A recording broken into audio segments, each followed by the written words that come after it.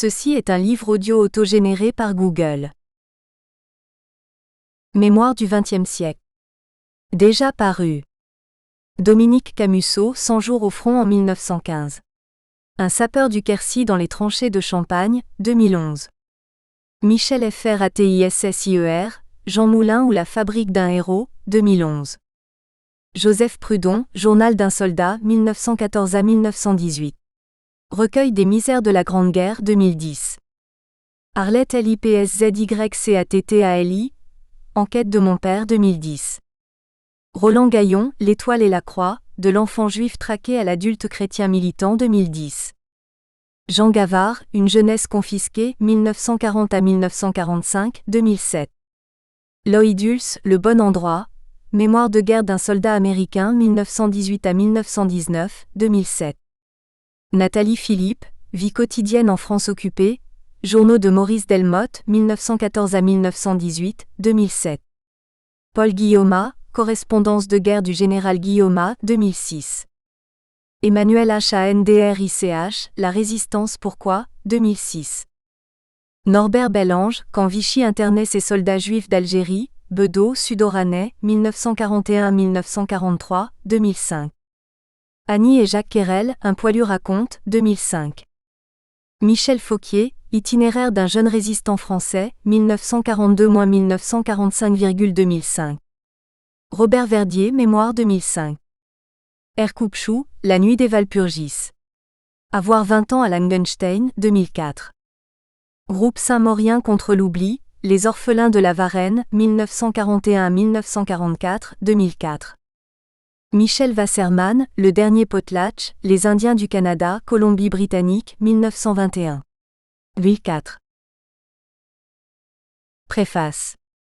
Comme le dit Alexandre Nicolas à la fin de ses mémoires, il les achève en juin 1997. Très tôt, je l'ai engagé à les faire publier.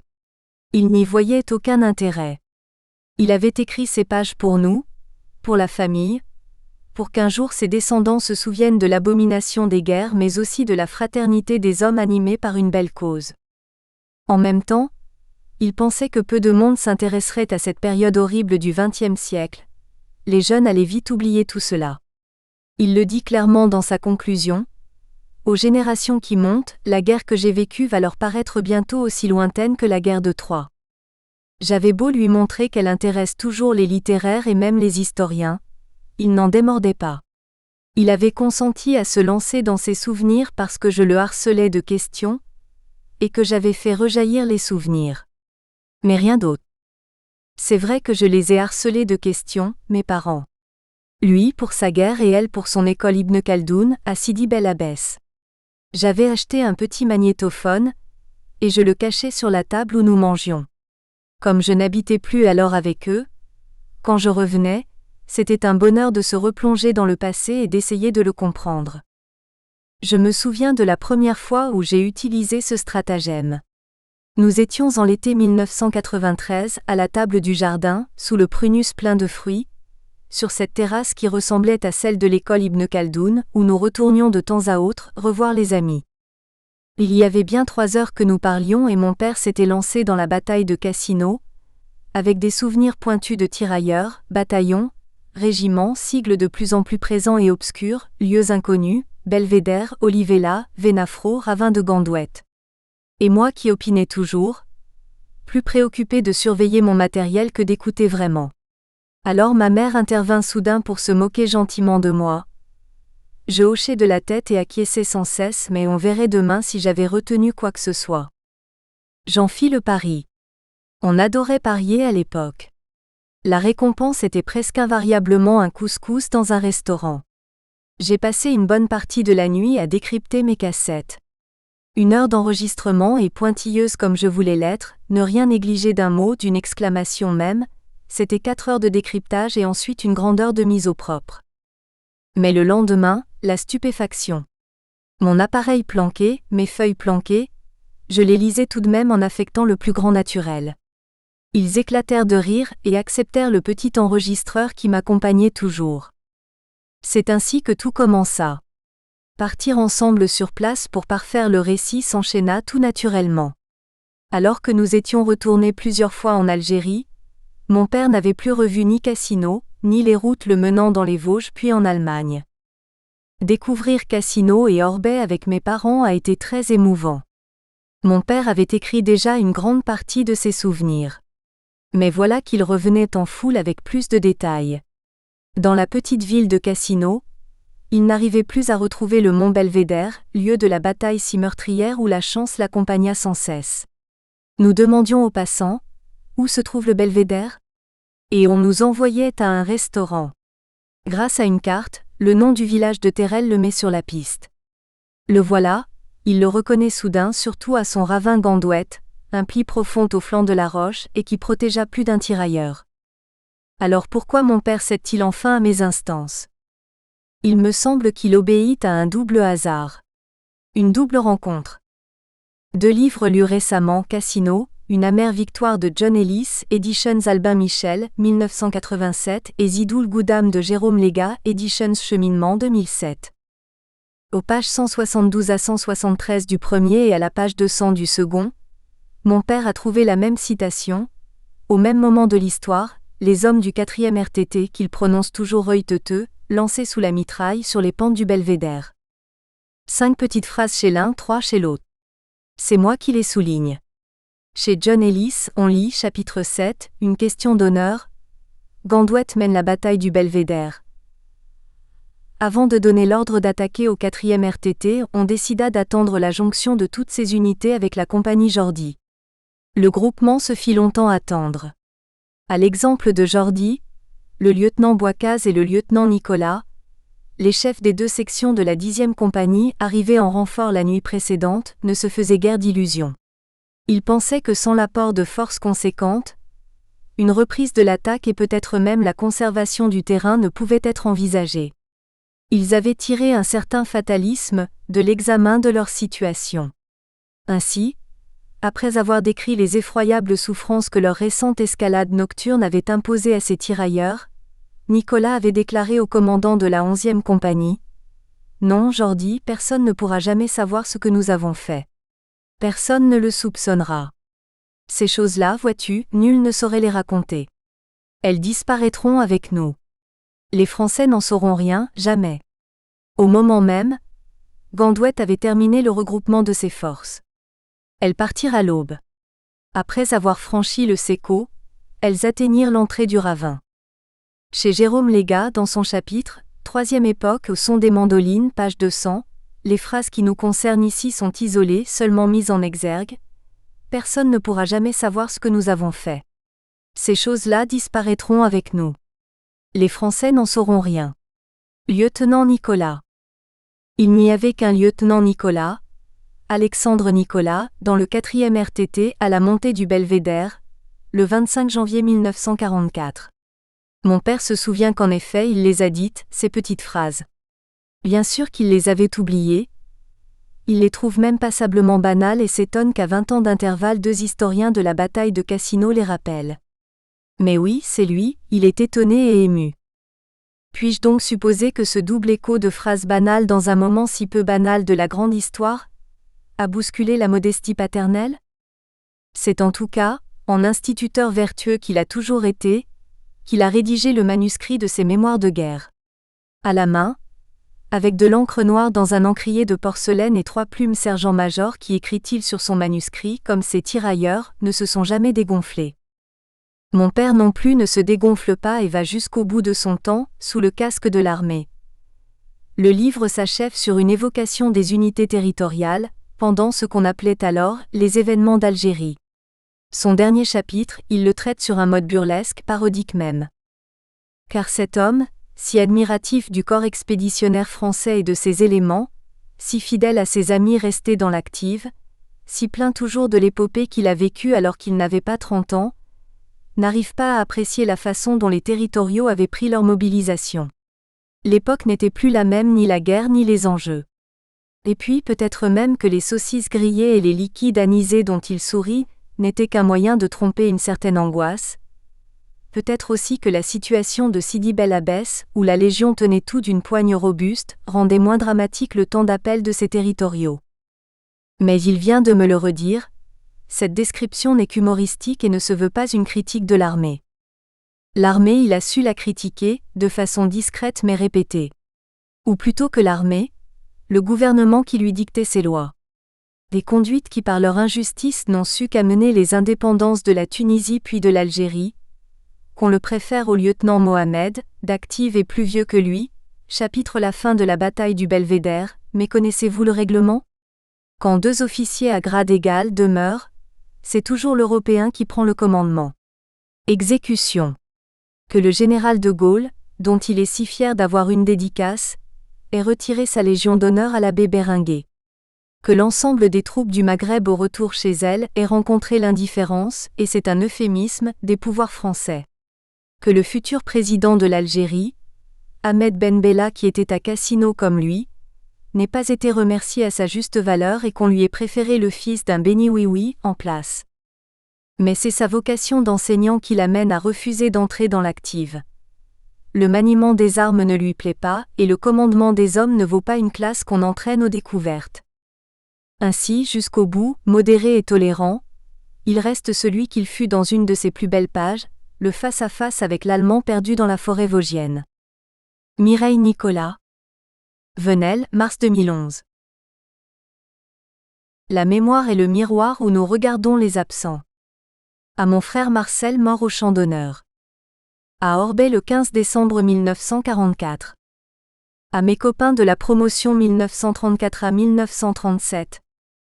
De l'école normale d'Oran. Mort au champ d'honneur dans les rangs. De l'armée d'Afrique. Jean Bender, Marcel Blanchette, Jean Châtel. Robert Moner, Alphonse Huize. Tous officiers de réserve. Je remercie Mireille de m'avoir incité à écrire ces mémoires. Inlassablement, en me posant des questions sur ce temps de ma vie, elle a fait rejaillir mes souvenirs. Merci aussi à Louis Plantier, mon gendre, d'avoir numérisé mon manuscrit pour l'édition. Un souvenir qu'on ne raconte plus, est un souvenir mort. Certains de ces faits, vous ne les trouverez pas dans les livres d'histoire, c'est le secret de mon moi, mon intimité. J'aimerais que vous les lisiez, non pas dans un fauteuil trop profond, mais accroupi sur un tapis. J'ai l'impression que votre attention augmentera avec votre inconfort. Plus on est mal, plus on écoute. Plus on est mal, plus le conteur a de la chance d'obtenir, parfois furtivement, cette forme suprême de l'attention qui est une attente. Et maintenant en 2011, année où vont être publiées ces mémoires, puisque Mireille m'a convaincu d'accepter cet honneur, je pense, moi qui ai sous peu 94 ans, à tous ceux qui me sont chers. À ma nounette, Éléonore, morte trop tôt comme mon fils Serge et mon arrière-petit-fils Maxime. À mes 3 filles, Mireille, Annie, Suzette, et à mon gendre Louis, le mari d'Annie. À mes petits-enfants Sandra, Nicolas, Maya, Gabriel, Noël, à mes petits-fils par alliance, Benoît et Stéphane, et à mes 4 arrière-petites-filles, Carla, Marie, Léontine et Léonore. Puissent-ils tous voir clair dans la complexité du monde. Les sigles. CA. Compagnie d'accompagnement. CCI. Compagnie de canons d'infanterie. CEF. Corps expéditionnaire français. CEFI. Corps expéditionnaire français d'Italie. CM2, cours moyen 2e année. CP, cours préparatoire. DIA. Division d'infanterie algérienne. DB. Division blindée.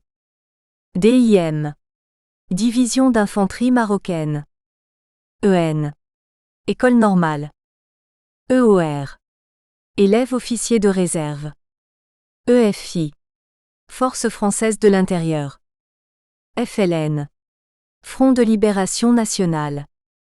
FTA. Force terrienne anti-aérienne. LSC. Landing Shipcraft. LSI. Landing Ship Infantry. LSP. Landing Ship Personnel. MP.